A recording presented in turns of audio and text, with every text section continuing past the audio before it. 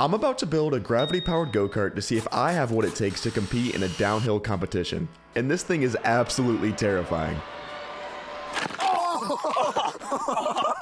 2 weeks ago, I was fortunate enough to stumble across the Soapbox Derby. It's an event where individuals build cars with no engines and use hills to race one another. Back in the 40s, these events used nothing but smooth paved courses, but ever since Red Bull got involved, we got things like walls, curves, and even ramps. Naturally, I saw this and couldn't resist building my own. The problem with this is I'm not really an engineer, and the last thing I built was this Ferrari Lego set. How hard could it be?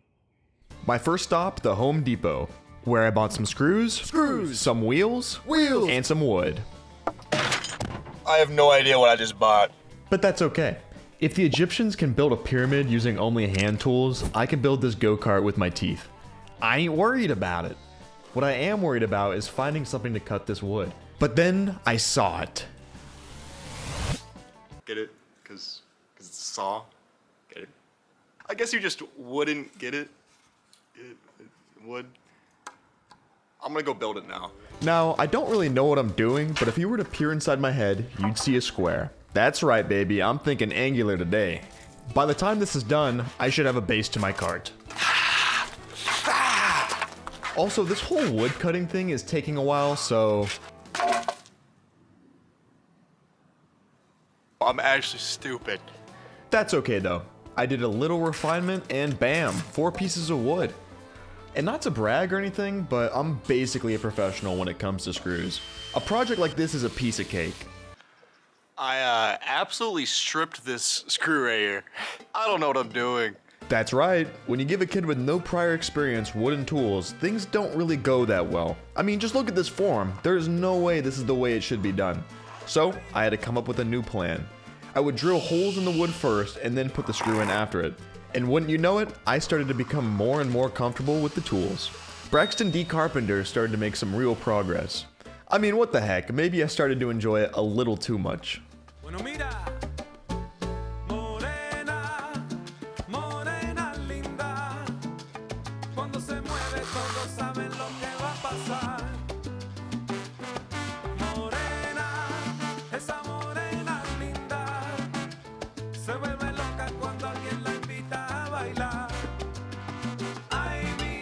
All aboard the Braxton train. This thing needs a lot of work. Yeah, the whole thing looks like it's about to fall apart. There's gaps where there shouldn't be, nothing is lined up, and remember that screw from earlier? I just left that in. It builds character, you know? On a real note, I'm actually terrified to see if this thing can support my own weight.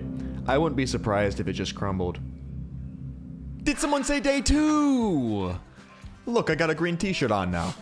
I started off the day by reinforcing my beautiful box, and then I ran into a problem. How in the world am I gonna make this thing turn? I don't know, Braxton, how are you? There's a lot of ways that people like to build their turning mechanisms, but the most common and simple choice is a rotating front axle design. It was a no-brainer. But first, I gotta build the thing that it turns on. Watch out, world. Braxton is bound to be the best carpenter the world has ever seen. I'm not exactly sure what I was thinking. I cannot believe that I'm still breaking stuff. I somehow snapped the end of my drill bit into the wood. I'm trying my best. But hey, when life gives you lemons, you put wheels on them. So I just realized I bought the wrong number of screws. So instead of 4, I'm gonna have 2. Yup, you heard that right. Every wheel will have half as many screws as they need, just adding to the stupidity of this project. And if that wasn't enough, while screwing in the last 2 wheels, I noticed something interesting. Oh my god. I definitely should have handled the wood with more care, but it should be fine. Plus, if the cart does break down, at least I got a sick new zombie apocalypse weapon. Holy crap, you're tall. Yeah, it's day 3, and this is the secret to turning. I drilled some holes and slid the bolts in there. And like I said before, I have close to 0 confidence in this build, so if it rolls, I'll be happy. So now, the moment you've been waiting for. Hours put into a wooden box with wheels. Will it roll?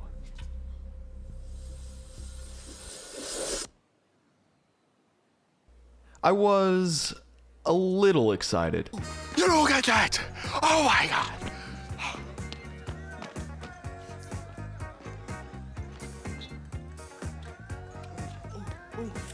Okay, on a real note, I needed something a little more steep. So, I grabbed my cart and headed up the road, and I didn't stop walking until I found myself a bigger hill, and boy was I ready.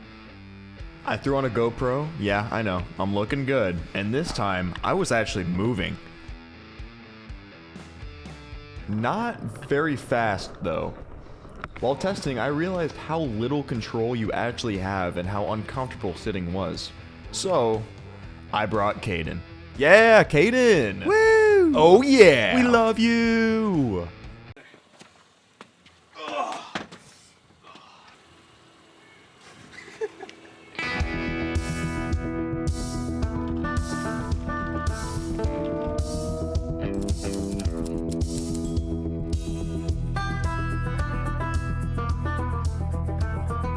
Monumental things happen all the time. I don't know, I'm trying to think of a good speech. A lot of work went into this, and I'm just so excited to ride it. Hopefully everyone stays okay. And also, look at this. Look at these holes. Yeah, over time these cracks have grown, making them the size of the wheels. I'm not kidding when I say this has become 3 times more dangerous. Are you ready? Yeah.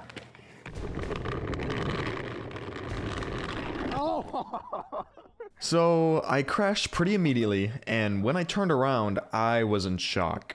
My go-kart was in italics! I knew it would break, but I didn't think it would happen this soon. Luckily for me, I got a pretty good mechanic.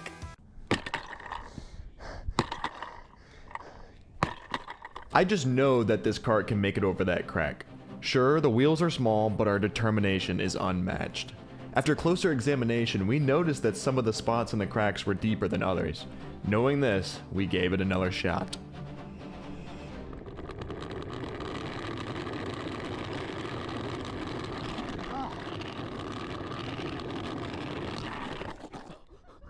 That's a win in my book. I think if we got 2 people going down it, I think we go right over these.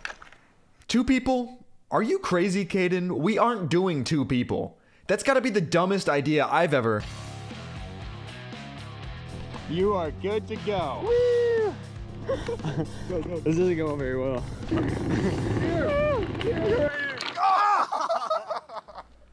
These darn teenagers. So you're probably wondering, having Caden here is great and all, but what is his purpose? Pretty good. Great question. Since I'm such a good friend, he will be enduring the more dangerous stuff that I have lined up. Just watch. Thumbs up, buddy. Yes. All right.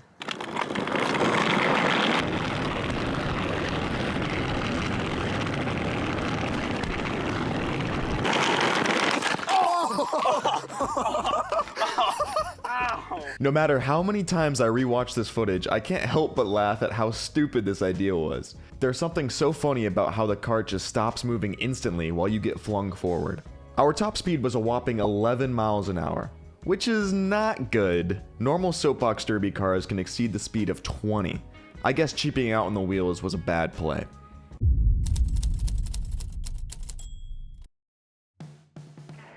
So, quick confession time. At the beginning of the video, I stated that I was going to try my best to build a soapbox derby car.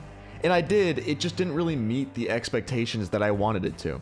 It was slow, it was flimsy, the screws were barely holding it together. However, I don't really think of it as a failure. So many times in life we fall short of what we think is enough, and it's easy to think that there's something wrong with us. In reality, there's not.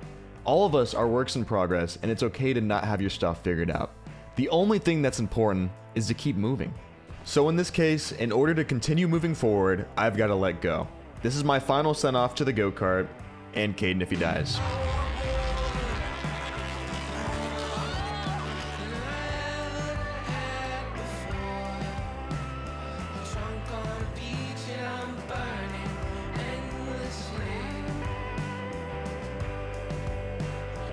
Ultimately, the kart didn't survive.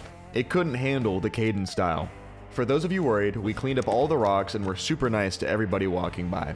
Thank you so much for those supporting me and encouraging me to continue making these videos. And if you're sitting at home doing nothing, go on an adventure. You may have more fun than you think. Oh. All right, let's ride it back. The screw worked itself in. It wasn't in before, now it's all the way in. Did it? Okay, see? Beautiful, man. Sick power.